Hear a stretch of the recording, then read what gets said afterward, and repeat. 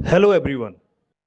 AHC academy में NEET repeaters and foundation की classes start हो चुकी हैं। बहुत बच्चों ने रजिस्टर कर लिया हुआ है और क्लासेस अटेंड करनी स्टार्ट कर दी हैं। सीट्स बहुत लिमिटेड हैं।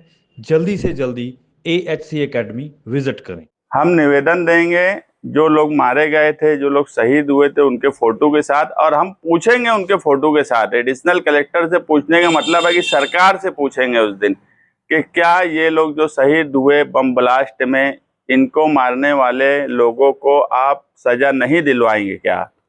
या फिर हमको ये बता दो कि पूना या इंदौर से बम अपने आप चल के आया था क्या? साध्वी प्रज्ञा सिंह ठाकुर की जो गाड़ी है वो अपने आप सेल्फ ड्राइविंग होके भिक्खू चौक तक पहुंच गई थी क्या? कोई ना कोई तो था जो बम प्लान किया, कोई ना कोई तो था जो उसकी साजिश में था, कोई ना कोई तो था जो मीटिंगें कर रहा था।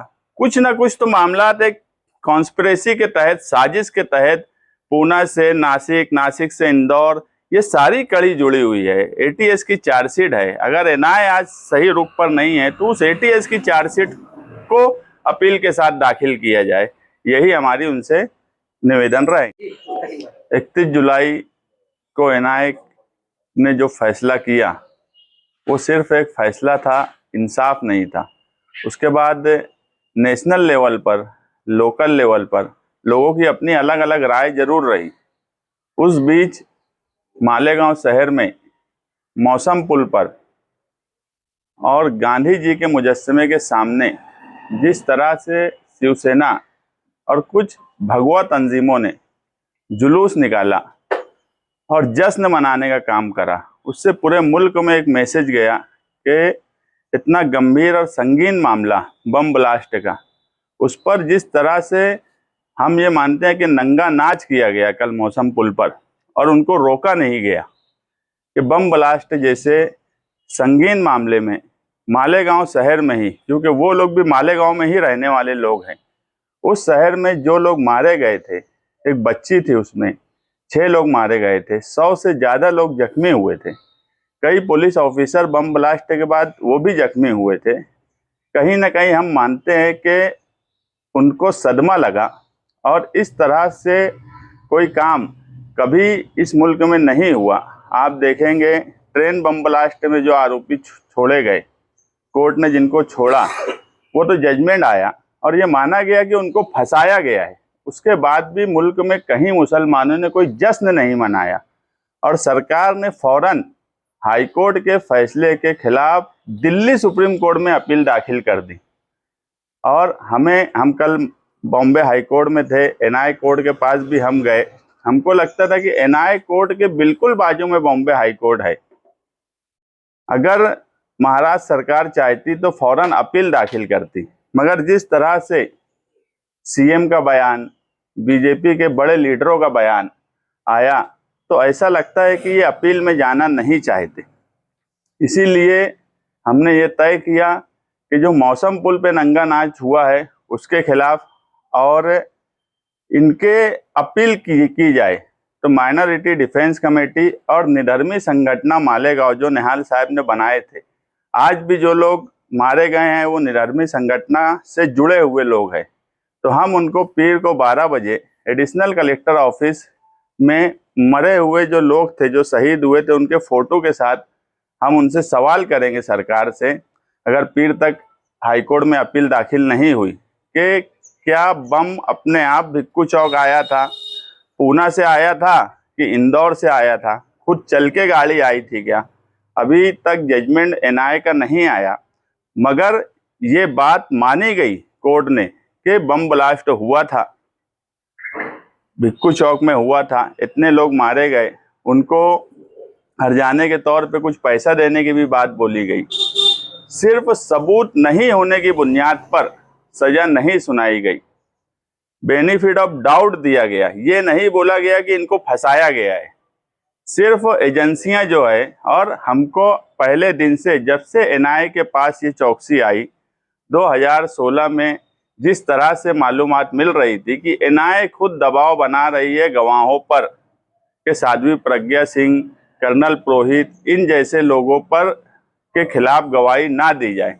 जब एजेंसी जो चौकसी करके न्यायालय में अपनी बात रखती है। जब उनके ही ताल्लुक से ये बातें आने लगी कि वो दबाव बना रहे हैं, तो इंसाफ मिलने वाला नहीं था। मगर उसके बाद भी हम एक उम्मीद से थे कि जिस तरह से साध्वी प्रज्ञा सिंह ठाकुर की गाड़ी मिली, उस वक्त जो चेसी नंबर बोला जाता था, एटीएस के चीफ हेमंत करकरे साहब ने स्पेशल इन्वेस्टिगेशन करके वो चेसी नंबर निकाला था और एटीएस की चार्जशीट में वो चेसी नंबर है। उसके बाद कर्नल पुरोहित और साध्वी प्रज्ञा सिंह, इनकी कॉल रिकॉर्डिंग भी निकाली गई। नासिक में इनकी जो मीटिंग हुई उस पर भी चार्जशीट में हेमंत करकरे साहब ने लिखे, मगर उस वक्त हेमंत करकरे साहब 2008 में वो शहीद कर दिए गए पाकिस्तानी हमले में, और उसके बाद से पूरी तफ्तीश दूसरे रुख पर चली गई। हम उस वक्त भी देख रहे थे, क्योंकि मुसलसल निधर्मी संगठन की तरफ से हम तहरीक चला रहे थे।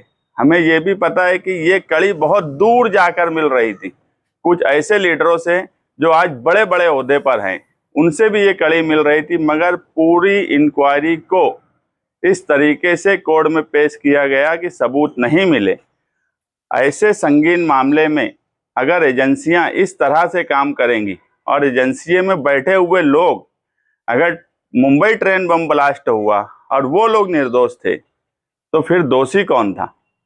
मालेगांव ब्लास्ट में अगर ये लोग सबूत नहीं होने की वजह से छूट गए, तो फिर दोषी कौन है?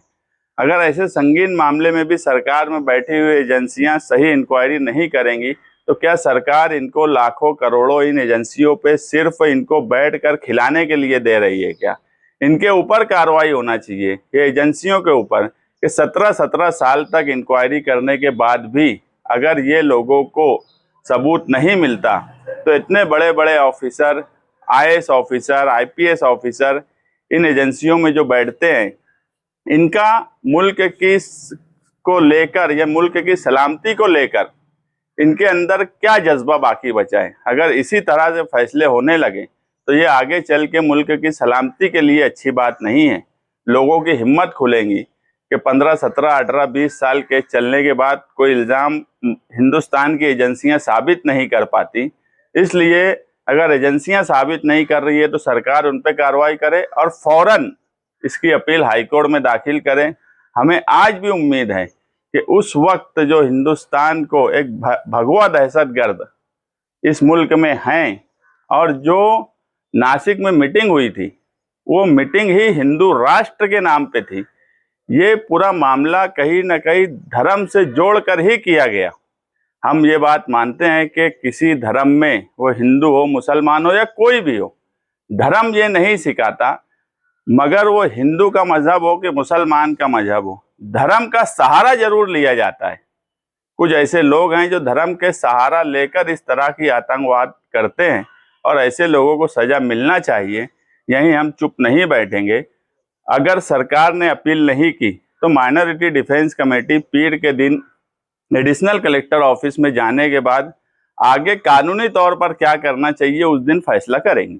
कल इस तरफ जिस तरीके से जश्न मनाया जा रहा था फैसला आने के बाद, और मालेगांव के अंदर आज पूरे शहर में जगह जगह पर पुलिस बंदोबस्त किया गया, इसको किस तरह? देखिए, मालेगांव शहर के लोगों ने कल और आज जुमा होने के बाद भी, खास तौर से मुस्लिम हिस्से के लोगों ने सब्र का मुजाहिरा किया और फैसले को कबूल नहीं किया, मगर सब्र किया।